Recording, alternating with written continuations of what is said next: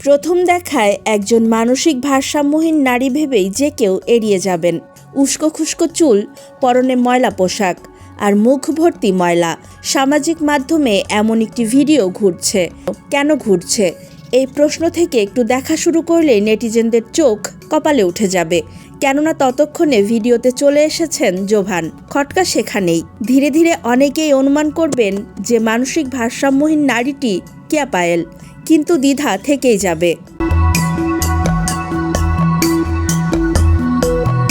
জানা গেছে এই লুকের সূত্রপাত একটি শুটিংয়ের দৃশ্য থেকে।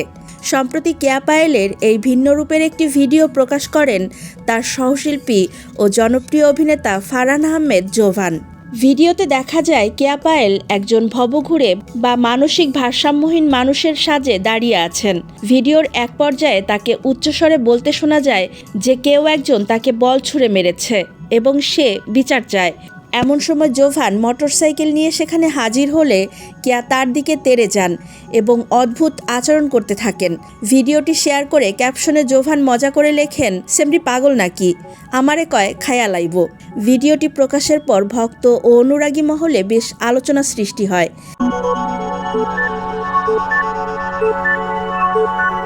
প্রথম দেখায় তারা কেয়াকে চিনতেই পারেননি বলেও মন্তব্য করেন। কেয়ার অভিনয়ের প্রশংসা করে একজন লিখেছেন, বাপরে বাপ কি মারাত্মক অভিনয়। মেকআপ নিয়ে অন্য একজনের মন্তব্য, মানিয়েছে, একদম পারফেক্ট মেকআপ। সব মিলিয়ে নেটিজেনরা তার এই কাজের প্রতি একাগ্রতা ও সাহসিকতার প্রশংসা করেছেন। মনে করা হচ্ছে এটি মূলত একটি নতুন নাটকের শুটিংয়ের দৃশ্য, যদিও নাটকটির নাম এখনও আনুষ্ঠানিকভাবে জানানো হয়নি। নাটকটিতে তার সহশিল্পী হিসেবে থাকছেন ফারহান আহমেদ জোভান। এর আগেও এই জুটি বেশ কিছু নাটকে অভিনয় করে দর্শকদের হৃদয়ে জায়গা করে নিয়েছেন। গ্ল্যামার আর সাবলীল অভিনয়ের জন্য জনপ্রিয় হলেও চরিত্রের প্রয়োজনে এমন ব্যতিক্রম লুকে নিজের অভিনয় দক্ষতা ফের প্রমাণ করলেন অভিনেত্রী।